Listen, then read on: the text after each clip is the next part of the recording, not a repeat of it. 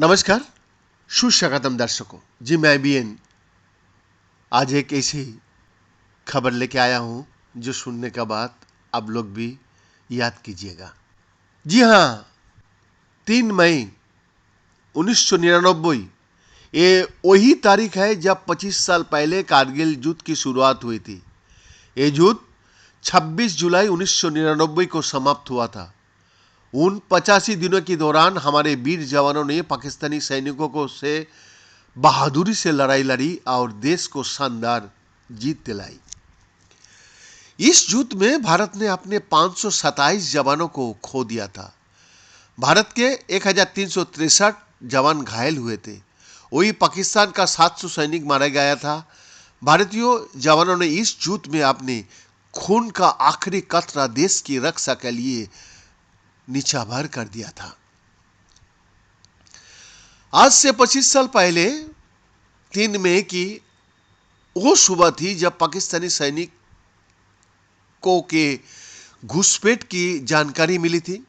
दरअसल कुछ चारवाहों ने भारतीय सेना को कारगिल में पाकिस्तान सेना की घुसपैठ के बारे में सूचना दी थी। 5 मई भारतीय सेना ने पेट्रोलिंग पार्टी को घुसपैठ वाली इलाका में भेजा। पहले मोर्चे पर 15 सैनिक की एक टुकड़ी भेजी गई, जिसमें से 5 सैनिकों को पाकिस्तान ने कैद कर लिया और उन्हें मार दिया। पाक ने शहीद जवानों का शव से बर्बरता भी की। दरअसल घुसपैठिया लेह श्रीनगर हाईवे पर कब्जा कर लेना चाहते थे। इसके जरिए वो लेह को बाकी हिंदुस्तान से काट देना चाहते थे। इधर सैनिकों की शहादत से भारत की सरकार भड़क उठी। 8 मई कारगिल से घुसपैठियों को खत्म करने के लिए ऑपरेशन विजय की शुरुआत की गई। इस अभियान की मॉनिटरिंग खुद प्रधानमंत्री अटल बिहारी वाजपेयी कर रहे थे। 9 मई पाकिस्तानी सैनिक कारगिल में मजबूत स्थिति में पहुंच चुके थे। यही वजह थी कि कारगिल में भारतीय सेना की गोला बारूद डिपो को निशाना बनाते हुए पाकिस्तानी सेना ने भारी गोलाबारी भी की। 10 में पाकिस्तानी सेना के जवानों ने एलओसी के पास द्रास और काक्सर बटालिक सेक्टर सहित जम्मू कश्मीर के अन्य हिस्सों में घुसपैठ शुरू कर दी। तब उस वक्त ये अंदाजा लगाया गया कि करीब 600 से 800 घुसपैठिए भारतीय चौकियों पर कब्जा कर चुका है। दोपहर के समय भारतीय सेना ने ऑपरेशन विजय की शुरुआत कर दी। घुसपैठ की कोशिश को रोकने के लिए कश्मीर घाटी से अधिक संख्या में सैनिकों को कारगिल जिला में ले जाया गया। वही पाकिस्तानी सेना ने भारत पर हमला करने से इनकार कर दिया। 15 मई 1999 के बाद कश्मीर के अलग अलग इलाकों में सेना को भेजने का शुरुआत हुआ। 26 में भारतीय वायुसेना एक्शन में आ गई थी। वायुसेना ने ऑपरेशन सफेद सागर के तहत ऊंची चोटियों पर एयर स्ट्राइक की कार्रवाई शुरू कर दी। इस दौरान घुसपैठियों पर जमकर बमबारी की गई। 27 मई चोटी पर बंकर बन जाने की वजह से एयर स्ट्राइक की कार्रवाई बहुत सफल नहीं हो पा रही थी।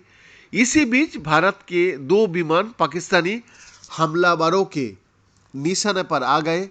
कैप्टन नचिकेता पाकिस्तान के कब्जा में चले गए। 2 भारतीय लड़ाकू विमानों को पाकिस्तानी सेना ने मार गिराया। फ्लाइट लेफ्टिनेंट के नचिकेता को पाकिस्तान ने युद्धबंदी बना लिया। वही स्क्वाड्रन लीडर अजय आहूजा शहीद हो गया। 1 जून फ्रांस और अमेरिका ने भारत के खिलाफ जंग छेड़ने के लिए पाकिस्तान को जिम्मेदार ठहराया। 5 जून भारत ने दस्तावेज जारी किए जिससे इस जंग में पाकिस्तानी सेना का संलिप्तता का पता चला। 9 जून भारतीय सेना के जवानों ने अपनी बहादुरी का प्रदर्शन करते हुए जम्मू कश्मीर के बटालिक सेक्टर में 2 प्रमुख ठिकानों पर दोबारा कब्जा किया। 10 जून पाकिस्तान ने जाट रेजिमेंट का 6 सैनिकों को छतबीक सब लौटाए।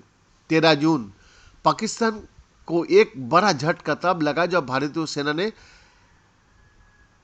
टोलोलिंग चोटी पर फिर से कब्जा कर लिया।